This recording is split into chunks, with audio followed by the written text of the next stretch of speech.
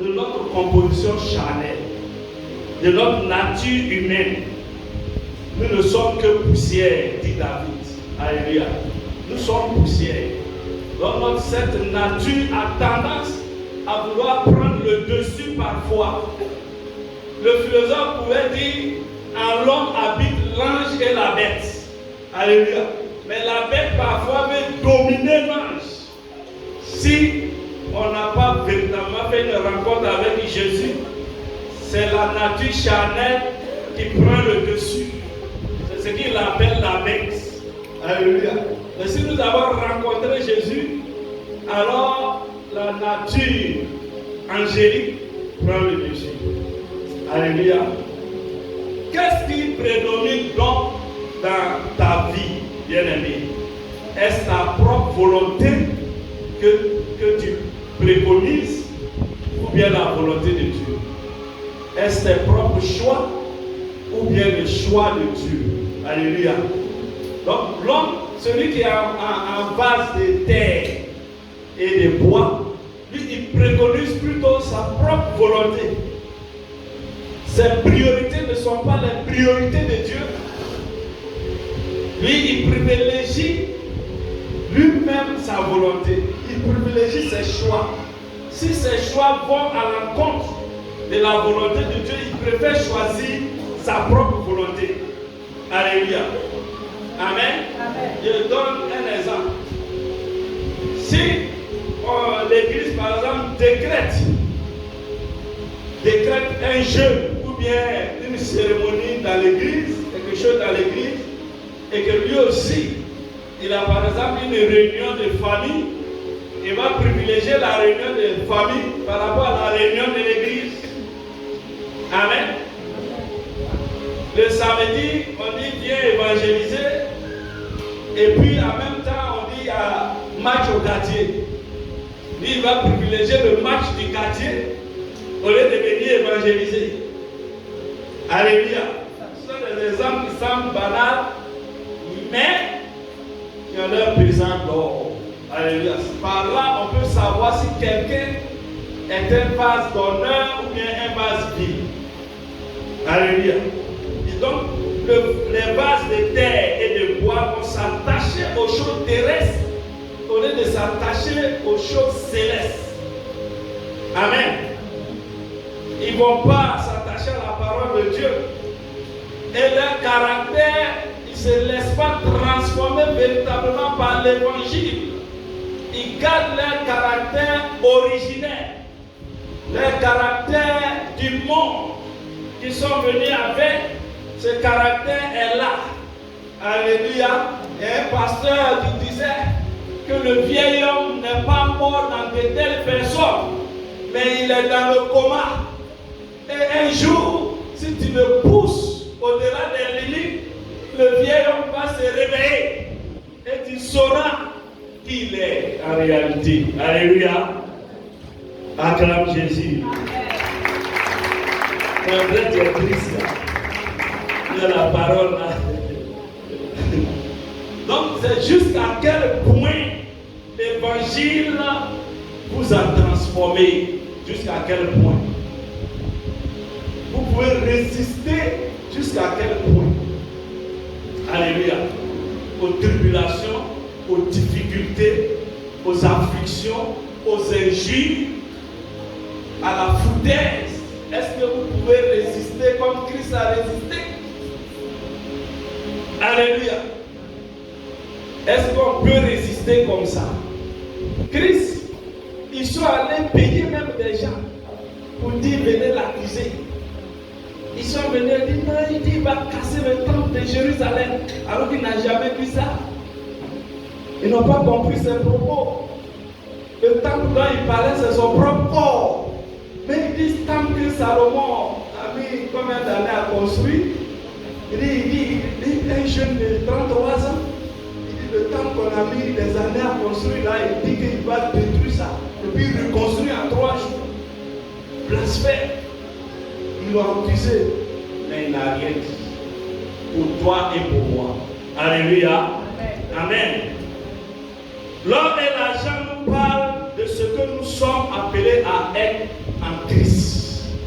Alléluia. L'or et l'argent, c'est ce que Dieu veut que nous soyons en Christ. L'or est éprouvé par le feu. Donc on a enlevé les scories, c'est-à-dire les impuretés. Quand on va extraire l'or dans le sol, l'or n'est pas pur comme l'or que je porte ici. Ce n'est pas encore comme ça. Si tu vois l'or qu'on vient d'extraire, si tu n'es pas un connaisseur, tu vas dire que c'est du sable. C'est la terre rouge. Mais quand on va mettre ça dans un creuset, et puis on va chauffer avec le feu, les scories vont se détacher pour venir à la surface. Et l'or va rester en bas. Alors on prend des fumoirs et puis on pousse les scories pour les faire verser par terre. Quand on était petit, on faisait fondre l'aluminium pour fabriquer des figurines, des choses. C'est comme ça, quand tu mets l'aluminium qui a duré au dehors, il y a des saletés dessus, tu chauffes, les scories se détachent. Et le métal qui reste en bas est propre. Ça brille. C'est la même chose pour l'or. Donc les saletés, c'est ça qu'on appelle scories. Quand on chauffe, et ici le feu qu'on prend pour chauffer le chrétien, pour enlever les scories en lui, c'est le Saint-Esprit qui est ce feu. C'est pourquoi dans Matthieu 3, verset 11, Jean-Baptiste a dit, moi je vous baptise d'eau pour la repentance. Mais celui qui vient après moi, il est plus grand que moi. Je ne suis même pas digne de porter ses chaussures. Mais lui, il vous baptisera de Saint-Esprit et de feu. Alléluia. C'est ce feu-là qui va enlever à nous les scories de la méchanceté, les scories de la jalousie, les scories de la colère, les scories de l'injustice, pour nous purifier, pour que nous soyons des hommes parfaits dans la volonté de Dieu et dont Dieu est fier. Pour dire que celui-là, c'est mon fils bien-aimé, en qui j'ai mis mon affection. Il dira, comme il a dit de Job dans Job 1, verset 8, que voici, tu as vu, est-ce que tu as vu mon serviteur Job? C'est un homme parfait, intègre, sans défaut. Alléluia, acclame Jésus.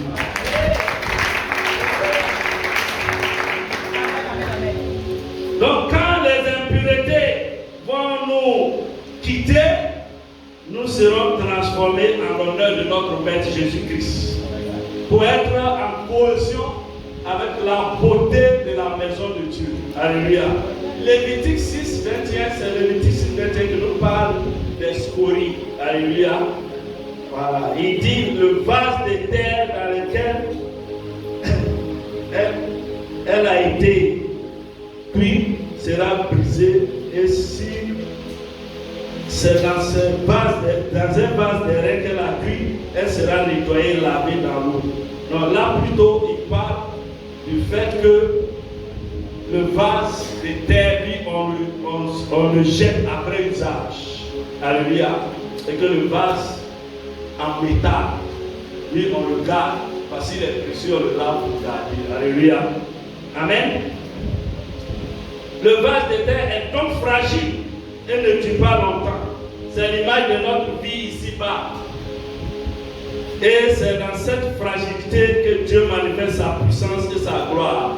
Il dit, l'apôtre Paul dit dans 2 Corinthiens 12, verset 9, ma grâce, Dieu m'a dit, ma grâce te suffit, car ma puissance s'accomplit dans ta faiblesse. Alléluia. Il dit, ma grâce te suffit. Dans 2 Corinthiens 12, verset 9, ma grâce te suffit, car ma puissance s'accomplit dans ta faiblesse. Alléluia. Donc, bien aimé, c'est lorsque nous reconnaissons nos faiblesses que Dieu agit dans notre vie avec puissance. Dieu n'agit pas dans la vie de quelqu'un qui ne reconnaît pas ses faiblesses. Alléluia. Quelqu'un qui est suffisant.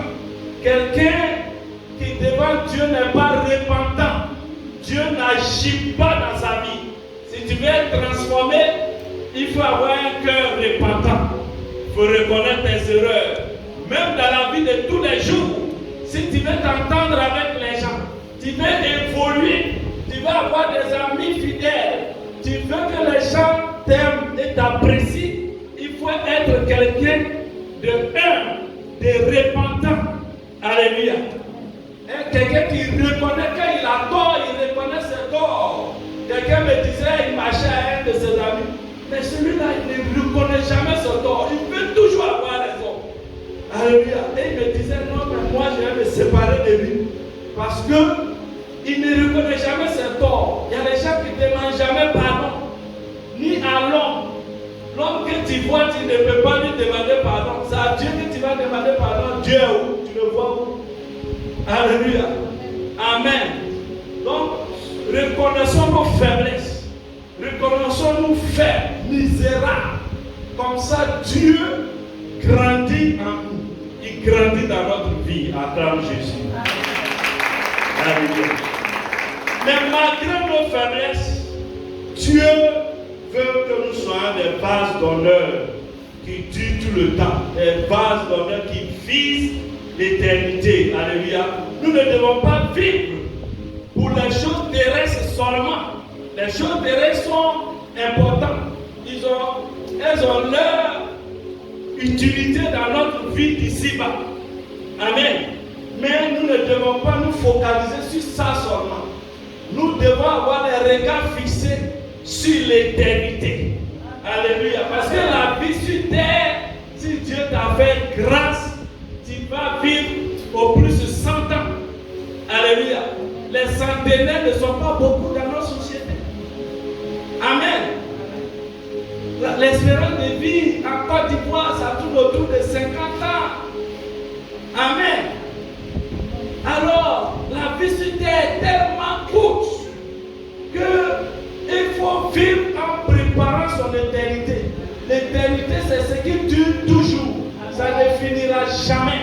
Donc, quand tu vas quitter la terre, tu vas aller maintenant au ciel. Là-bas, c'est pour toujours. Alléluia. C'est pourquoi il faut se préparer pour aller au ciel. Et il n'y a pas deux et trois destinations. Il y a deux destinations possibles après ta vie sur terre. Il y a l'enfer où le feu ardent ne s'éteint point. Et il y a le paradis de Dieu où tu es dans le bonheur, dans le délice. Alléluia. Qu'est-ce que tu choisis ce matin? Amen. Choisis-tu le feu qui va te brûler tout le temps? Ou tu choisis l'éternité dans le bonheur avec Christ? Là-bas, il n'y a pas facture de Seigneur, il n'y a pas loyer à payer, il n'y a pas essence à mettre dans la voiture, il n'y a pas saut de scie, il n'y a pas papa, mon cahier est fini, papa, pique est fini, hein? Il n'y a pas tout ça. Alléluia. Là-bas, c'est louange et adoration. Lisez Apocalypse, vous allez voir ces choses, des choses eschatologiques, des choses à venir. Alléluia. Là-bas, c'est Saint, Saint et le Seigneur, notre Dieu, notre roi. La Nouvelle Jérusalem, tout est en or. Tout est en or, ça brille. Alléluia. Donc, affectionnons-nous plutôt aux choses célestes.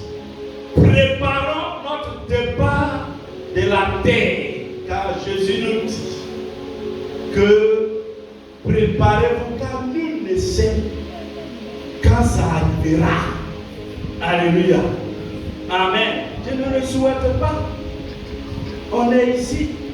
Demain matin, tu peux apprendre que c'est fini pour quelqu'un. Alléluia. Amen. Amen. Alléluia. Un jour, je suis allé voir un ami. C'était vers 17h comme ça. À Makori là-bas. C'est un ami, c'est connu à l'université en criminologie. Il était en criminologie. Et puis, par la force des choses, il s'est retrouvé ici à Makori, réparateur du portable. Alléluia. Donc souvent, quand je veux prendre de l'air, c'est une autre maison de psychologie, là, il fait chaud dedans. Il va m'asseoir un peu là-bas pour prendre de l'air. Et il a un frère aussi qui sont du même village, qui travaille à l'ambassade d'Israël. Il est venu le voir. Et il m'a dit, ah, toi pasteur, tu aimes me parler des trucs d'hébreu, tout ça là. Voilà quelqu'un qui parle hébreu. Puis le gars a commencé à parler hébreu devant moi. Il dit, ah, c'est bien. Le frère, on va échanger des contacts. Moi, je vais vraiment apprendre à parler hébreu même couramment. Il dit, il n'y a pas de problème à l'ambassade. Ils font des cours là-bas. Je vais t'introduire là-bas, puis t'aider. Il dit, il n'y a pas de problème. On a échangé des contacts. Vers 17h là. Et puis, après, je suis rentré chez moi. Le lendemain, il m'a salué mon ami, il dit, le frère que tu as pris son numéro hier soir, il est mort la nuit. J'ai dit, oh Seigneur, tu vois, j'ai dit, c'est pas possible. Comme le gars qui est venu en moto, il a garé ici, il était bien vivant, il est parti dormir, c'est plus réveillé. Alléluia. Amen. Donc frères, ce n'est pas pour vous effrayer, mais il faut se préparer. Il faut chaque jour laver sa robe. Il faut se mettre en conformité avec la parole de Dieu. Être un vase d'honneur pour Dieu. Il faut que Dieu soit fier de nous. Il faut que Dieu nous garantisse notre destination. Alléluia. Ne lésinez pas sur les moyens, ne jouez pas avec ça. Tu peux tout faire, mais être en adéquation avec Dieu, ne joue pas avec ça. Parce que nul ne connaît l'heure. Alléluia. On se comprend? Amen, amen, amen. Alors, comment devenir un vase d'honneur pour Dieu? Comment devenir un vase d'honneur pour Dieu? Pour être un vase d'honneur pour Dieu, il faut se consacrer entièrement à lui et vivre une vie glorieuse. Une vie qui glorifie Dieu dans toutes ses actions. Dans toutes ses actions. Alléluia. Voici quelques principes clés à suivre. 1. Se consacrer entièrement à Dieu. Jacques 1, verset 21 à 22. Jacques 1, 21 à 22. Se consacrer entièrement à Dieu. C'est pourquoi, rejetant toute souillure et tout excès de malice, recevez avec douceur la parole qui a été plantée en vous et qui peut sauver vos âmes. Mettez en pratique la parole et ne vous bornez pas à l'écouter en vous trompant vous-même par de faux raisonnements. Alléluia. Dieu dit de rejeter toute malice. Il y a des gens qui croient qu'ils sont malins. Ils sont plus malins que Dieu. Alléluia. Ils connaissent plus que Dieu. Amen. Et quand ils prennent la parole de Dieu dedans, ce qui les arrange, ils suivent. Ce qui les arrange pas, non, ils contestent. Alléluia. Un homme de Dieu va venir ici pour prêcher sur la sanctification. Ça le touche, il se reconnaît dedans. Mais il rejette. Et maintenant, il va aller voir le pasteur principal pour dire que l'homme de Dieu ne la prêche pas bien. Parce que la parole là, lui, ça ne l'arrange pas. Mais toi, ça ne t'arrange pas, mais ça arrange quelqu'un d'autre. Ou bien? Toi, ça ne t'arrange pas, mais ça arrange quelqu'un d'autre. Alors, pourquoi ces contestations? Ah, lui la prêche bien, lui la prêche pas bien. Lui la prêche bien, lui la prêche pas bien. Vous voulez entendre des choses mielleuses? On peut venir ici pour dire des choses mielleuses, mais ça ne va pas t'arranger. Alléluia. Tu peux le faire. On peut venir ici dire que dans 2 semaines, Dieu va te donner 1 milliard. Ça m'empêche. Qu'est-ce qui m'empêche de dire ça? Tu peux venir ici t'appeler même. Oh, le frère, lève-toi. D'ici 2 semaines, tu auras 2 milliards. Et puis, je peux dire ça, et puis, je m'en vais. En temps, tu m'as donné une bonne enveloppe. Ah, mais c'est toi qui as problème demain, ça ne viendra pas. Moi, je suis déjà parti, non. J'étais blagué, je n'étais pas sauvé. Mais, quand je viens ici pour te dire que la voie dans laquelle tu marches n'est pas bonne, il faut changer ta voie pour que Dieu te bénisse. Au début, tu vas m'insulter. Mais demain, si tu es quelqu'un d'honnête, tu vas dire que le pasteur là, il m'a sauvé.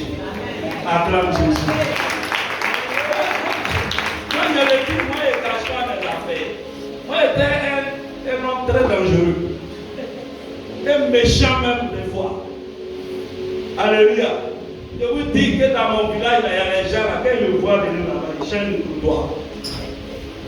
Amen. Je suis allé à l'église. Un homme de Dieu, c'est qui je suis tombé. Il ne m'a pas fait des cadeaux. Il m'a toujours bombardé. Il m'a bombardé. Il dit des fois même, il prêche même là. Je suis là, est-ce que c'est parce qu'il lui a dit l'autre fois là, qu'il a dit. Mais il ne veut pas parler, c'est mon papa. Il va aller contester. Mais quand il arrive à la maison, je rentre à moi, je dis oui.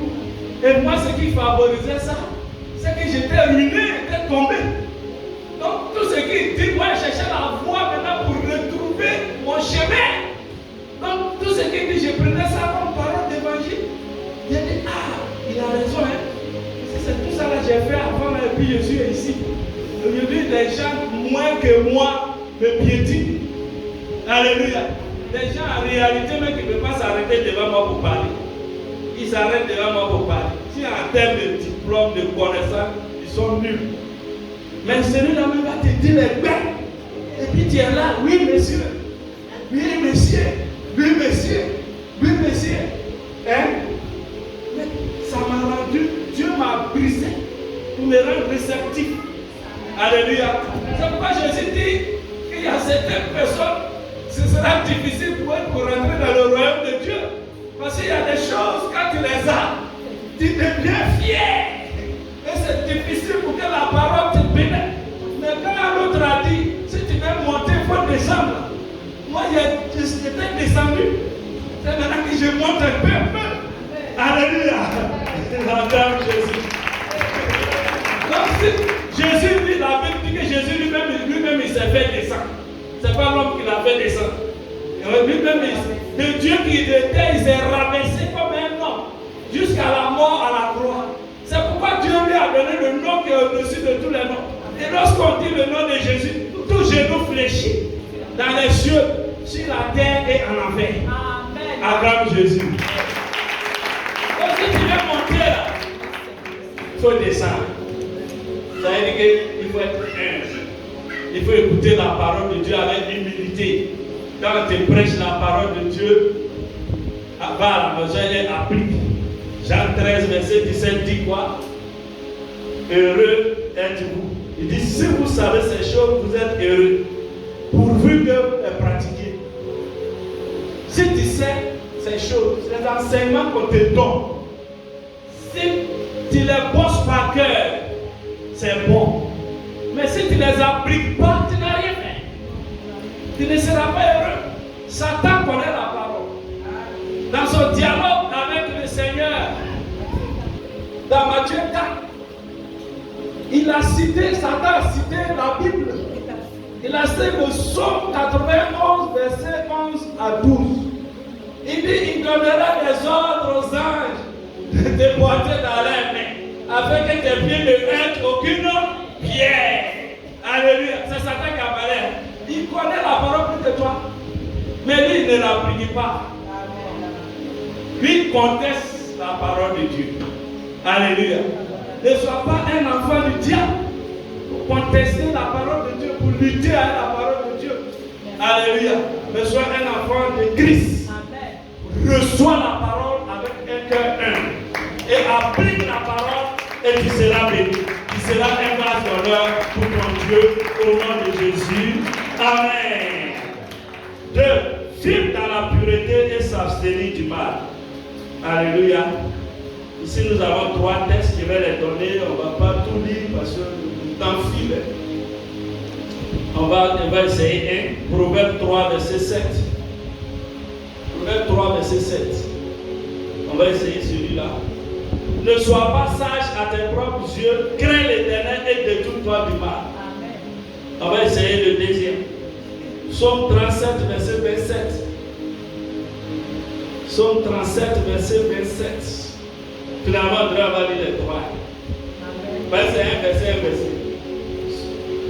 Psaume 37, 27. Psaume 37, verset 27. Texte 7, 3, 7 et 2, 7. Voilà. De tout ton du mal, fais le bien. Possède à jamais ta demeure. Et l'autre. 1 Timothée 4, verset 12. Que personne ne méprise ta jeunesse, mais sois un modèle pour les fidèles, en parole, en conduite, en charité, en foi, en pureté. Ça s'adresse à nous les jeunes chrétiens. Alléluia. Que personne ne méprise ta jeunesse. Fais le bien. Fais le bien. Et détourne-toi du mal. Purifie-toi. Alléluia. Ne fais pas les choses mauvaises qui t'éloignent de Dieu. Alléluia. Fuis le mal comme la peste. Fuis le mal comme Covid. Alléluia. Même masque face au mal. Ne respire pas le mal. Alléluia. Purifie-toi. Sanctifie-toi. Abstiens-toi du mal. Il faut rechercher la sainteté. Il faut rechercher la pureté. Il faut s'éloigner du péché. Marcher pour la seule gloire de Dieu. Alléluia. Amen. Il faut marcher pour la seule gloire de Dieu. Tout à l'heure, il a parlé de Job.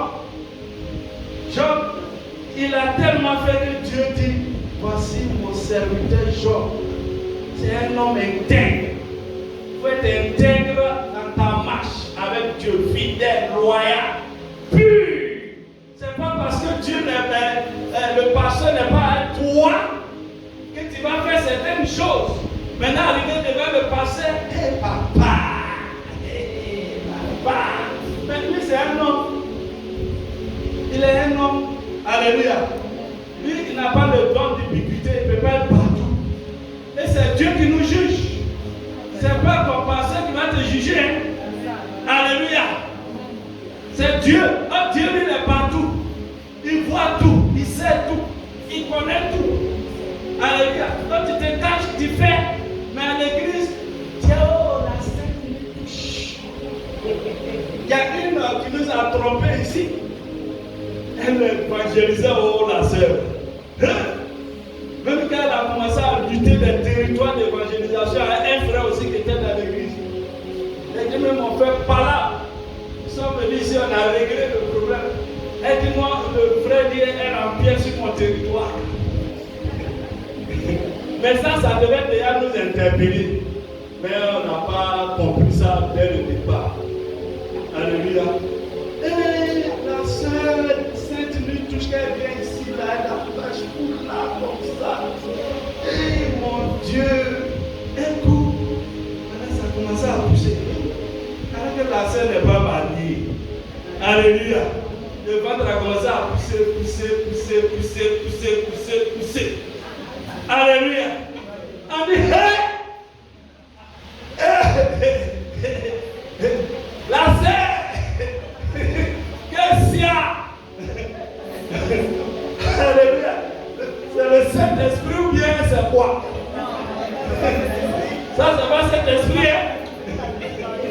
C'est la fille de Paul. La fille de Paul enceinte. Alléluia. Mais ça qui a la fin du mal. C'est elle-même. Et puis elle a pris grossesse là avec un gars. Lui-même, son haut, son bas haut, c'est frogo. Il a mis même dedans. Et tu te retrouves seul avec un bébé sur le bras. Tu ne peux plus venir à l'église à cause de la honte. Parce que tu as montré à tout le monde ici que c'est comme une histoire qu'on nous a racontée. Un diacre. Le diacre avait une maîtresse, avait une tisa. Donc le samedi soir, il dit à sa femme, chérie, je vais dormir au temple, je vais prier pour préparer le temple. Alléluia. Hey, Dieu. Donc ça veut dire qu'il veille au temple. Et puis dimanche matin, il est venu. La louange, oh, alléluia. Alléluia. Pour les chants, là, c'est une mauvaise. On dit le mouchoir. Et il a levé le mouchoir comme ça. Alléluia. La musique s'est arrêtée, tout le monde s'est arrêté.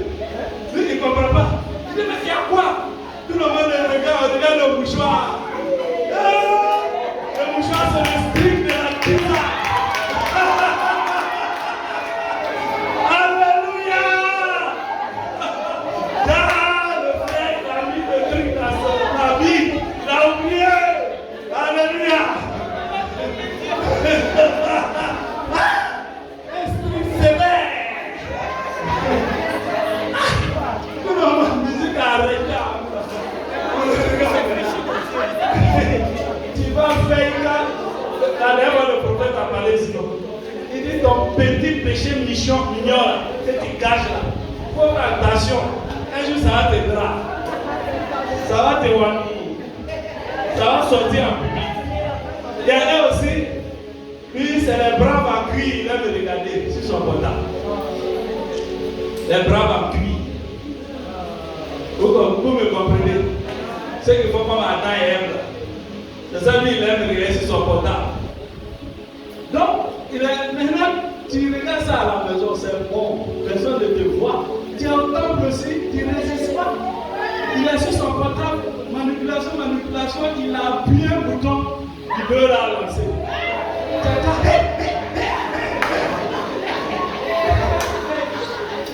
C'est comme ça que Dieu confond les gens. Alléluia. Il joue à Dieu, mais un jour il va te confondre. Alléluia. Il ne faut pas blaguer à Dieu. On dit qu'il est le maître des temps et des circonstances. C'est lui le maître de l'univers. Qu'est-ce que toi tu veux lui cacher? S'il veut te dévoiler tout ça, il va le faire. Un frère même esprit peut rentrer à lui, puis il va se lever au nom de Dieu. Ainsi parle l'Éternel. Toi tu es dans telle chose, il faut arrêter. Et puis voilà toi-même. C'est versé sur toi. Alléluia. Donc, que le pasteur soit là. Que les pasteurs ne soient pas là. Dieu est là. Donc fais attention à ce que tu fais. Purifie-toi au nom de Jésus. Amen. 3. Être sanctifié et utile à Dieu. Hébreux 12, verset 14. Hébreux 12, verset 14. Être sanctifié et utile à Dieu. Il faut se conserver pur en s'abstenant des choses qui nous éloignent de Dieu. Pour être un vase d'honneur sanctifié, propre à toute bonne œuvre, comme le souligne 2 Timothée 2, verset 21, que nous avons lu. Alléluia. Hébreux 12 dit quoi? Recherchez la paix avec tous et la sanctification sans laquelle personne ne verra le Seigneur. Alléluia. Si tu ne te sanctifies pas, tu ne verras pas Dieu. Tu ne verras pas Dieu de deux manières. Tu ne verras pas Dieu sur la terre ici, dans ta vie. Donc toi tu vas manquer des choses que Dieu donne aux anges. Alléluia. Mais quand tu vas mourir aussi, tu ne verras pas Dieu. Tu n'iras pas où il va. Pour ceux qui se sanctifient, bon, tu n'iras pas là-bas. Alléluia. Donc il faut se sanctifier. La sanctification, ce n'est pas mécanique. Et ce n'est pas, comment je peux dire ça? Ce n'est pas statique. Ce n'est pas un fait ponctuel. Si aujourd'hui tu es sanctifié, non. La sanctification qui est ponctuelle, c'est la sanctification du péché adamique. Ça dit que le jour où tu as accepté Jésus, où tu as dit à partir d'aujourd'hui je renonce au monde et je m'attache à toi Seigneur Jésus, ce jour-là, tu es sanctifié par le sang de Jésus du péché originel. Alléluia. Mais la sanctification dont parle la Bible ici, c'est la sanctification progressive. Alléluia. Peut-être que toi tu buvais 1 litre de Perrier par jour. Mais maintenant tu bois un verre par jour. Doucement, moi-même, c'est ce qui m'est arrivé. Je buvais, il ne faut pas jouer à moi. Il y avait une bouteille de 2 litres en bas de mon lit avec les racines de bouloir. Un bon Perrier de bouloir. Quand il me lève le matin, les verres comprennent pour boire du vin. Il frappe. Puis il va me laver, il me brosse, maintenant il va au travail. Quand les blancs viennent, ils te collent sur eux. Et bien ils sont étonnés. Ah, chef Antonio, il est crac. Ah bon, il n'est pas froid aux yeux. Je vais dire la vérité, les réunions chauffent. Amen. Je suis déjà inspiré. Il a pris mon béret, je me suis bien brossé, il a mis les pectos, ça n'a même pas odeur. Il est pas crac. Voilà. Mais quand ici à l'église, il a commencé à faire un peu. Il était en train une bière, jusqu'à demi-bière, un verre de thé, un peu, quand arrivé un moment. Voyez, c'est terminé. La grâce de Jésus. Donc, si tu ne comprends pas ces choses, tu vas dire c'est difficile. Depuis là, j'ai fait un péché là ne finit pas. Non, il y a des péchés qui vont te quitter progressivement. Au fur et à à mesure que tu es enseigné, tu écoutes la parole de Dieu, au fur et à mesure que tu pries, au fur et à mesure que tu médites la parole de Dieu, le Saint-Esprit te donne la force. Doucement, doucement de t'éloigner de ça, doucement, doucement, jusqu'à un jour tu es loin, très loin de ça. Acclame Jésus. Donc, Ésaïe 52, verset 11, dans cette rubrique, être sanctifié et utile à Dieu. Ésaïe 52, verset 11. C'est 52, verset 11. Ouais, c'est ça. Partez, partez, sortez de là. Sors du péché. Ne touchez rien d'impur. Sortez du milieu d'elle. Purifiez-vous, vous qui portez les vases de l'Éternel. C'est ça qui m'intéresse. Dieu n'utilise pas les vases qui ne sont pas propres. Ça, il parle de nous qui voulons marcher avec Christ. Nous, les chrétiens. Et particulièrement de ceux-mêmes qui veulent servir le Seigneur. Dieu n'utilise pas des vases qui n'est pas propres. Il dit, vous portez les vases de l'Éternel. Ça dit, l'œuvre de Dieu est sur vous comme un fardeau. Quand il passe, on dit, voilà la soeur en Christ. Voilà le frère en Christ. Au quartier, on dit, voilà le chrétien. Donc, toi, tu dois sortir de l'impureté, du péché. Tu dois t'éloigner de ça. Alléluia. Maintenant, on dit, voilà le chrétien. Et puis demain, c'est le chrétien qui est dans poto-poto. On dit, ah, mais chrétien là aussi. La même chose que le païen fait, puis on dit rien. Toi, chrétien, fais tout de suite, tu vas entendre les paroles. Ou bien, c'est pas ça. On dit, mais les chrétiens là aussi, ils sont dans ça. Alors que tout le monde fait, mais toi, amen. Donc, mettons-nous à part pour que Dieu nous utilise en profondeur. Amen. On va accélérer, le temps est contre nous. 4. Laissez Dieu nous modeler. Oh, ça me plaît. Laissez Dieu nous modeler. Ésaïe 45, verset 9. Ésaïe 45, verset 9. On va lire dans... Tu as vu ce qu'il y a dit, non? On va lire ça d'abord, puis on va lire l'autre version. C'est trop intéressant. Malheur à qui conteste avec son créateur, vase parmi des vases de terre. L'argile dit-elle à celui qui la façonne, que fais-tu? Ton œuvre elle n'a point de main. Maintenant, on a l'autre version, version Sévère. Malheur à qui conteste avec son créateur. Qu'es-tu de plus qu'un pot de terre parmi des pots de terre? L'argile dira-t-elle à celui qui la forme, que tu es en train de faire? Ou l'œuvre à son potier, tu n'es que maladroit. Alléluia. Acclame la parole de Dieu. Est-ce que tu as bien compris? C'est-à-dire, tu dis à Dieu, tu n'es que maladroit. Alléluia. Laissons-nous transformer par Dieu. Alléluia. Laissons-nous transformer par le fondeur divin, qui est l'architecte de l'univers, notre Dieu, le créateur du ciel et de la terre. Alléluia. C'est lui qui a façonné toutes choses. Alléluia. Si on ne se laisse pas transformer, on ne sera pas un vase d'honneur. Il y a les gens, quand ils vivent une situation, ils incriminent Dieu. Ils disent, mais Dieu, pourquoi tu es maladroit comme ça? Pourquoi ça m'arrive? Pourquoi? Mais la Bible dit que tout ce que Dieu fait est bon. Tout concourt bien de ceux qui aiment Dieu, qui sont appelés selon son dessein. Alléluia. Je priais pour quelqu'un. La personne, Dieu m'a dit, la personne, c'est un de ses parents qui est sorcier. Alléluia. Il ne rentre pas dans les détails parce que vous pouvez reconnaître la personne. Et j'ai prié. J'ai fait une prière dangereuse. Parce que la personne est venue se confier à moi particulièrement. Me dit que vraiment ma vie, je suis fatigué. Je tourne en rond. Je fais ceci, cela. Et puis j'ai prié, j'ai fait la prière. J'ai jeûné, j'ai prié. Ça, c'est les prières, on ne fait pas comme ça. On fait quand on est en guerre. C'est ça on fait. J'ai fait le sacrifice pour la personne. et puis le parent sorcier là est mort. Maintenant la personne m'appelle, pourquoi Dieu a fait ça?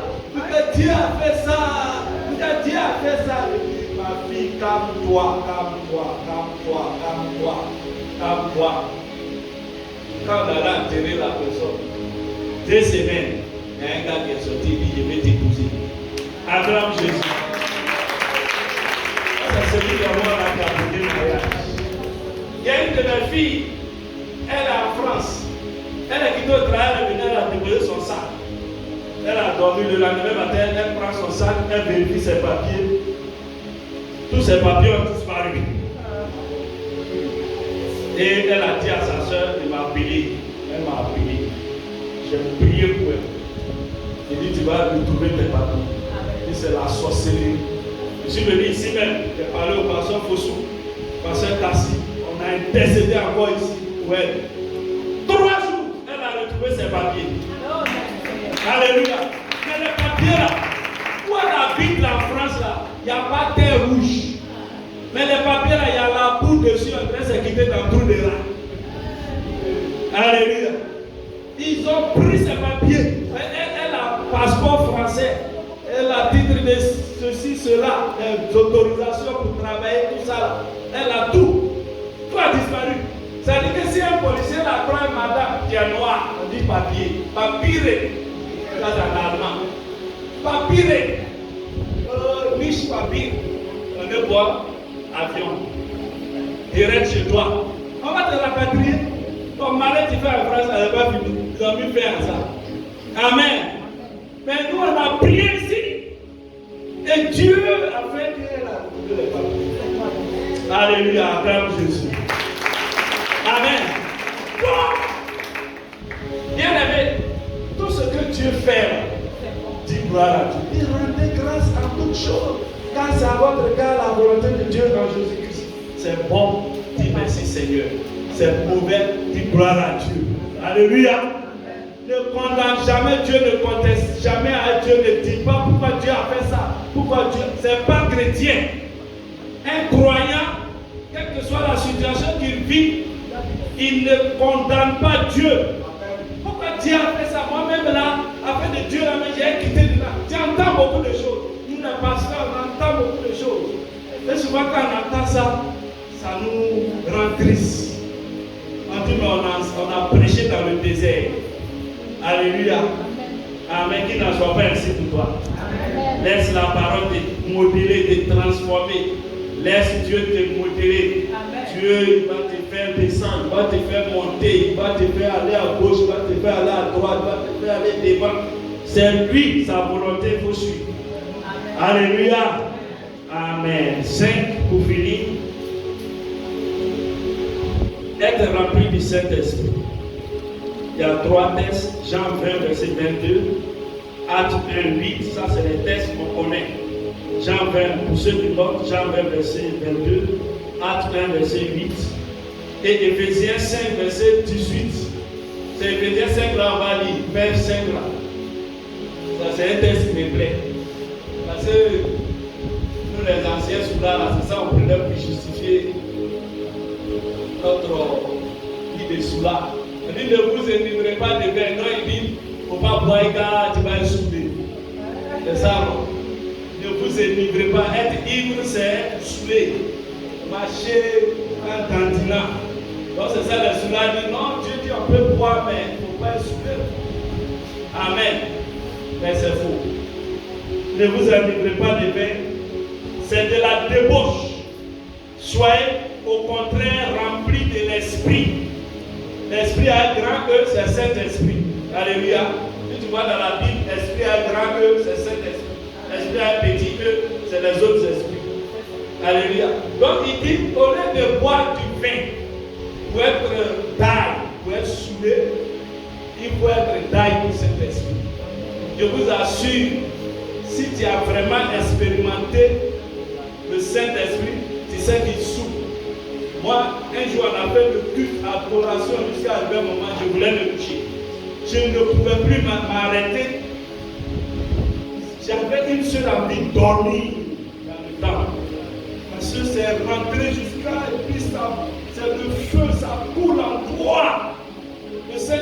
rend dingue, le Saint-Esprit saoule. Et quand il te saoule comme ça, tu es capable de tout. Ça déborde en toi. Quand ça déborde, c'est ça qui te rend capable d'adorer Dieu, de servir Dieu avec détermination, avec zèle. Certains sont nonchalants dans la maison de Dieu parce qu'ils n'ont pas une grande quantité de Saint-Esprit en eux. C'est ça qui rend nonchalant et manque de zèle. Mais si tu as le Saint-Esprit, tu es zélé. Quand tu rentres dans la maison de Dieu, quand tu vois les choses, ton cœur chauffe. Tu vois certaines choses, tu as envie d'arranger. Alléluia.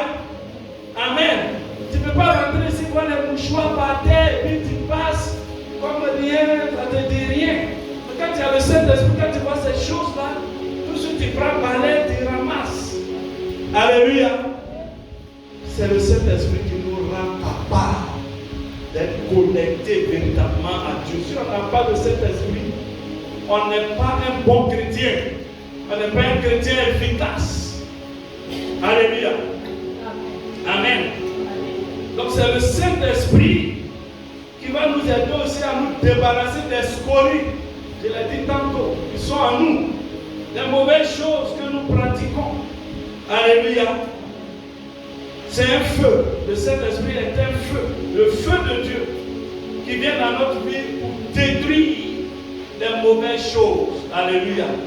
Mais le Saint-Esprit, il vient aussi pour nous rendre capables d'aider les autres. Amen. Le Saint-Esprit nous rend capables d'aider les autres. Il y a principalement 5 choses que le Saint-Esprit fait en un chrétien, en un croyant. Le Saint-Esprit est lui qui t'amène à adorer Dieu vivant et vrai. Le Saint-Esprit, c'est lui qui t'amène à adorer Dieu, le Dieu vivant et vrai. La deuxième chose, c'est l'huile de l'abondance qui ne cesse de couler le miraculeux dans ta vie. Donc il permet au miraculeux de couler constamment dans ta vie. Toi, tu vas de gloire en gloire, de miracle en miracle, de bénédiction en bénédiction. Ça ne t'arrive pas. Quand le Saint-Esprit est en toi, tu expérimentes de bonnes choses successives. Alléluia. Tu expérimentes de bonnes choses. Pourquoi certains même disent que quand tu as le Saint-Esprit, tu ne tombes pas malade comme ça. Amen. Quand tu as le Saint-Esprit en abondance en toi, tu peux être fatigué, un peu, avoir une crise, mais les maladies chroniques ne peuvent pas demeurer en toi pour toujours. Alléluia. C'est vrai qu'il y a des serviteurs de Dieu qui sont morts de maladies. Élisée est mort de maladie. Et Timothée avait une maladie de ventre, d'estomac. Dès que c'était un ulcère, l'apôtre Paul même dit qu'il y avait des chats, mais on dit que c'est ses yeux. Et il était myope. Donc il n'arrivait pas à lire certaines écritures qui sont petites. Donc pourquoi il avait un scribe qui écrivait tout ce qu'il a écrit, c'est quelqu'un qui écrivait pour.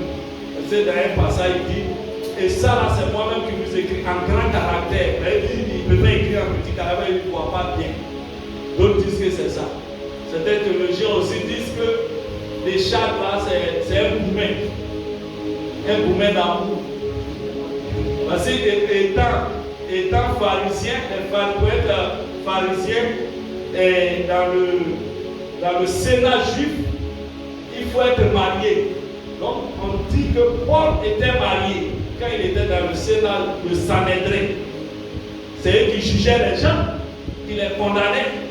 Donc Paul était marié certainement. Et quand il a épousé la nouvelle religion qui était condamnée par les pharisiens, sa femme a refusé de le suivre dans la nouvelle religion parce qu'elle ne veut pas qu'on la tue. Elle dit une religion qui est condamnée par l'État. Toi, tu vas rentrer dedans, je ne te suis pas. Donc c'est ce chagrin d'amour aussi qui le fatiguait peut-être. Voilà ce que les théologiens disent. Donc cette écharpe-là, peut-être c'est un chagrin d'amour ou bien c'est un problème de Dieu. Donc je n'ai pas dit que si tu es chrétien, tu ne tombes pas malade. Mais je vais dire que quand tu es rempli du Saint-Esprit, il y a certaines maladies chroniques qui ne peuvent pas t'atteindre facilement. Alléluia. Tout compte fait, c'est la volonté de Dieu pour chacun. Amen. Alléluia. La troisième chose, le Saint-Esprit te permet de savourer la parole de Dieu. Donc, l'apôtre Paul dit c'est spirituellement qu'on en juge. Ceux-là ne peuvent pas comprendre la parole parce que c'est spirituellement qu'on en juge. Si tu n'as pas l'Esprit de Dieu, tu ne peux pas comprendre la parole de Dieu. Quand ça vient même, c'est trop difficile pour toi. Tu dis non, est-ce qu'on peut faire ça? Est-ce que ça là qui peut appliquer ça? Tu vois, non? Voilà. Donc, quand quelqu'un dit ça, ça veut dire qu'il n'a pas suffisamment de cet esprit. Mais ceux qui sont remplis de cet esprit, ils sont réceptifs à la parole de Dieu. Alléluia. La quatrième chose, c'est le Saint-Esprit en toi est l'huile qui va déborder et penser les plaies de ceux qui t'entourent, qui te permet d'encourager les âmes affligées. Donc, ça c'est souvent les responsables, les pasteurs, vraiment, c'est ce que le Saint-Esprit fait en eux. Le Saint-Esprit t'aide à encourager les gens. Quelqu'un qui est dans l'affliction, quelqu'un qui a des problèmes, le Saint-Esprit te motive à l'aider. Alléluia. Pourquoi dans l'église tout le monde n'aide pas ceux qui ont des problèmes? Mais souvent c'est réservé à certaines personnes dans ce zèle, ce don. Parce que le Saint-Esprit les rend capables de le faire. Il y a des gens qui sont spécialisés de s'approcher des gens qui ont des problèmes particuliers, soit des problèmes de couple, des problèmes de travail, des choses comme ça. C'est le Saint-Esprit qui nous rend capables de le faire et d'aider ceux qui sont abattus. Alléluia. Et la dernière chose, le Saint-Esprit est lui qui nous donne de veiller la nuit, dans la nuit, pour aller à la rencontre de l'époux comme les vierges, les 10 vierges. L'époux, c'est Jésus-Christ ressuscité. Donc c'est le Saint-Esprit qui te permet de veiller. Veiller, ce n'est pas chaque vendredi venir ici, ne pas dormir. Non. Veiller, c'est être prudent dans sa marche pour attendre le retour de Jésus. Voilà le veiller. Il dit, soyez prudent dans votre marche pour vous préparer à attendre Jésus qui va revenir bientôt. Qui sait si c'est demain il va venir? On ne sait pas. Peut-être c'est cette nuit. Alléluia. Donc veillez sur vos voies. Amen. Donc bien aimé, on a presque fini. De quoi es-tu rempli? De quoi es-tu rempli? Est-ce que tu es rempli d'amertume, d'inquiétude, de gémissement, de colère, de rancœur? Est-ce que toi tu es un rancunier dangereux, tu ne pardonnes pas? Alléluia. Amen. Est-ce que tu es rempli d'inquiétude? L'inquiétude tue la foi. L'inquiétude tue la foi. Jésus dit, ne vous inquiétez pas de ce que vous allez manger, de ce que vous allez vous vêtir. C'est les païens qui se préoccupent de ces choses. Qu'est-ce qu'on va manger demain? Ça, c'est les païens. Mais le juste vit par la foi. Alléluia. Donc tes inquiétudes ne peuvent pas te faire avancer. Depuis que tu t'inquiètes, est-ce que le problème est résolu? Hein? Depuis que tu t'inquiètes, le problème est-ce que c'est résolu? Confie le problème à Christ. Il va régler le problème. Au lieu de t'inquiéter. Alléluia. De quoi te remplis-tu le matin? Quand tu te lèves matin, qu'est-ce que tu t'es rempli avec avant d'aller au travail? Est-ce que c'est Facebook? Est-ce que c'est TikTok? Est-ce que c'est Instagram? Est-ce que c'est WhatsApp? Est-ce que c'est les informations négatives que tu t'es rempli avant de sortir de chez toi? Ou bien c'est la parole de Dieu? Est-ce que c'est la prière? Tu t'es rempli du Saint-Esprit par la prière et la parole de Dieu avant de sortir de chez toi? Amen. Je te conseille de te remplir de prières, de Saint-Esprit, de la parole de Dieu avant de sortir chaque matin. tu vas revenir chaque jour avec un témoignage du soir. Alléluia.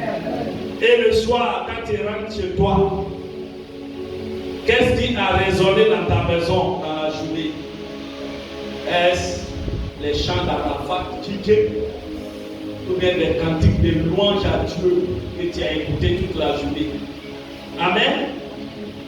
Est-ce que c'est la télévision qui a parlé dans ta maison toute la journée? Je n'ai pas dit on n'aurait pas de télé, mais il faut modérer toutes choses, parce que tout est servi. L'eau n'est pas un poison, mais on peut mourir d'hydrocution. Ça veut dire qu'on peut se noyer. Alléluia. Si tu bois la quantité, une quantité, plus que tu exagères dans la quantité, tu peux mourir. Ou bien, on dit le corps humain a besoin de 1,5 litre au moins à 2 litres par jour. Quand tu bois 20 litres un coup, tu vas mourir. Pourtant, ce n'est pas un poison ou bien.